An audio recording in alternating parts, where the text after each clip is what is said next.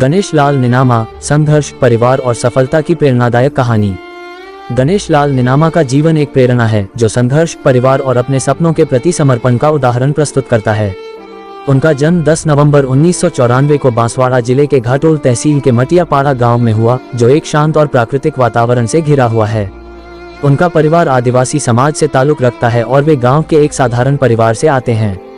परिवार और शिक्षा। गणेश के परिवार में उनके छोटे भाई कन्वलाल निनामा, 3 बहनें, पिताश्री धूलेश्वर निनामा और माता सीता देवी हैं। गणेश का पालन पोषण एक ऐसे परिवार में हुआ जहां मेहनत, ईमानदारी और शिक्षा का बहुत महत्व था। गणेश का सपना बचपन से ही एक साइंस टीचर बनने का था। इसके लिए उन्होंने बीएससी और बीएड की पढ़ाई पूरी की और आज भी वे निरंतर अपनी शिक्षा में लगे हुए हैं।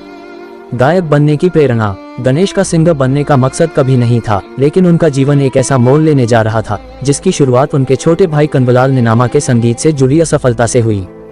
कन्वलाल ने JMD रिकॉर्डिंग स्टूडियो नरवाली में अपना पहला गाना सॉरी धुलो ओले रिकॉर्ड किया था, जिसमें राजा भाबोर, दीपक आर बारिया और अशोक कलासुआ जैसे कलाकार शामिल थे।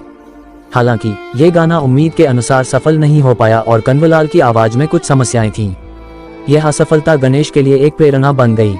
उन्होंने ठान लिया कि वे अपने भाई का नाम रोशन करेंगे और अपने परिवार, समाज और माता पिता का सम्मान बढ़ाएंगे। पहला कदम, आदिवासी भीलनी रानी डांदी नाचे। गणेश ने संगीत की दुनिया में कदम रखा और बजरंग रिकॉर्डिंग स्टूडियो दलोट में अपना पहला गाना आदिवासी भीलनी रानी डांदी नाचे रिकॉर्ड किया। ये गाना एक जबरदस्त हिट साबित हुआ और 1 लाख से ज्यादा व्यूज बटोरे। इससे गणेश को पहचान मिली और उनकी आवाज हर डीजे पर बजने लगी। उनके गाने लोगों के दिलों में बस गए। संगीत की दुनिया में आगे बढ़ना। गणेश की सफलता यही नहीं रुकी।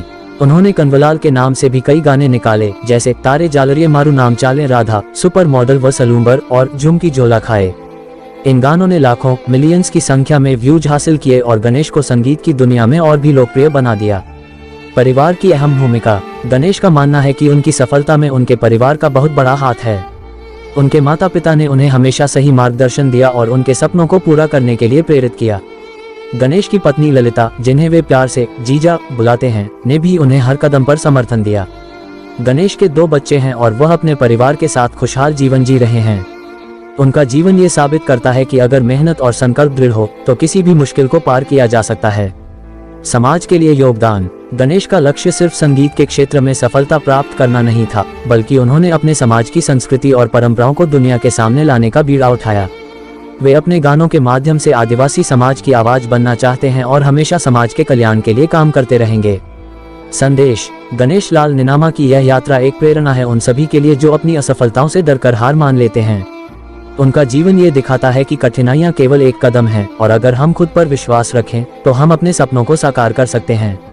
आज गणेश संगीत के क्षेत्र में अपनी पहचान बना चुके हैं और आने वाले समय में और भी नए गाने लेकर अपने समाज और परिवार का नाम रोशन करने का संकल्प लिए हुए हैं। सपने सच होते हैं, बस उन्हें पूरा करने की राह चुननी होती है। गणेश लाल निनामा।